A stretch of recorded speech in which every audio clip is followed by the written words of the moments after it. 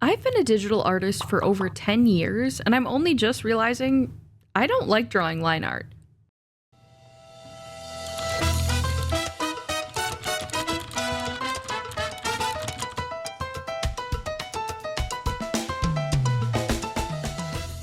Now, don't get me wrong, I love the way it looks. Delicate and beautiful line art is an art form all on its own, and I know many artists consider line art to be their favorite part of the process, but it is not my favorite. I do use line art sometimes in my own pieces, but it's almost always for smaller, less detailed drawings, and I use a textured brush so I don't get so caught up in perfection. For a long time, I dreamed of being able to create the dainty, perfect strokes that are seen in a lot of anime art styles. I researched different methods, tested countless brushes and settings, all in the hopes of improving my line art. But after years of effort, I still felt like I was missing the secret code. And more importantly, I realized that I wasn't enjoying the process at all. The line art I was looking for was tedious and time-consuming, and to me, it made drawing feel like a chore. So I switched things up. I changed my drawing practice to reflect my needs and interests, and I eliminated the line art step altogether. Now I have a process that feels natural for me, and it still gives a great result in the end.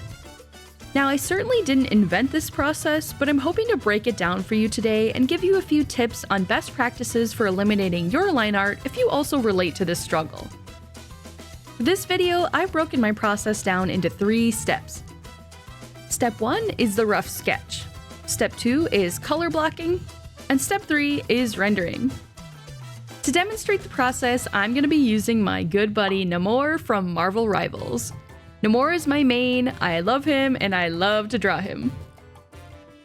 I start with the rough sketch just to get my ideas on the page. I prefer to treat digital art more like sculpting than drawing.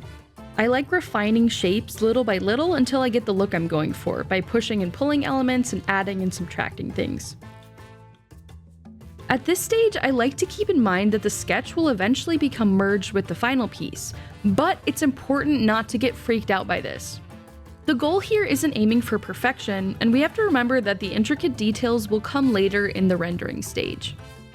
So, in order to discourage myself from adding too many small details, I like to use a slightly bigger brush than I'm comfortable with at first. A good way to achieve this is to take a brush that you're used to sketching with and just bump it up a few notches until it's just slightly out of your normal range. Next up is the color blocking stage. At this point, I'm still keeping the sketch on a separate layer and painting the colors underneath the sketch. Most of the time, I like to start by blocking out the entire silhouette of the subject in one color, then locking it so I can paint in the other colors easily without painting outside the lines. You can do that a few ways, either with a clipping mask or by locking the pixels, which is what I'm doing for this drawing. Once I'm painting within the confines of my silhouette, I start adding colors going from the largest shapes to the smallest shapes. It's okay to be messy with this. Believe me, I am usually a very polished perfectionist. But I realized a while ago that striving to be perfect was hindering me far more than it was helping me. Plus, the final stage of the process allows you to get as detailed as you want with it, so you get to choose whatever level of polish you're comfortable with to get the look you're going for. So for the color blocking stage, just stick to adding flat colors. Speaking of polish, let's move to the last step, rendering. I start by merging all of the layers together, and the rest of the piece is drawn on just this one layer. Now before you do this, it's okay to create a copy of all your layers and just kind of hide it in the background, just in case you want to add things later on, or go back to a previous version. But if you're feeling brave, I recommend just merge all the layers together and go forward with just one layer. Also, feel free to unlock the pixels as needed to add more details that might go outside the lines of the silhouette, or add additional layers on top and merge them down as you go. This is the final stage of the drawing where I let loose and go wild with as many details as I want. Since this is the last step, you get to decide when you want to stop and call the painting finished. The level of detail you want to add will depend on your art style, the time you want to commit to the piece, and the level of polish that you're aiming for. Personally, I like to finish a painting like this in one sitting, so I leave it slightly rough around the edges. Plus, I like the painterly look, with visible brushstrokes and a lot of texture. Something else to consider at this step is the hierarchy of detail.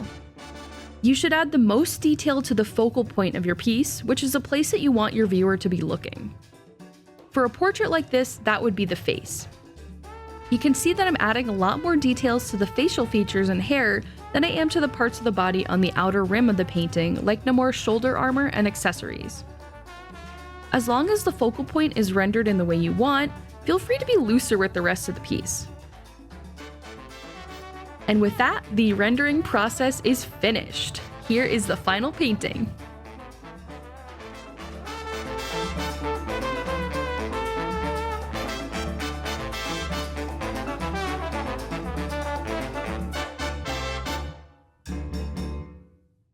Just for fun, here's another quick example of this process on another piece starring Astarion from Baldur's Gate 3.